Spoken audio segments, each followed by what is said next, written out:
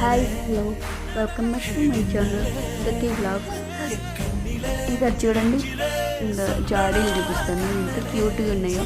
Home డెకరేషన్గా use చేయొచ్చు.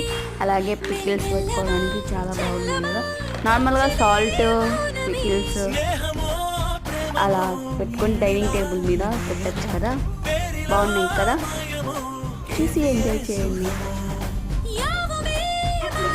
మీకు ఏమి నచ్చాయి ఇందులో కమెంట్ చేయండి.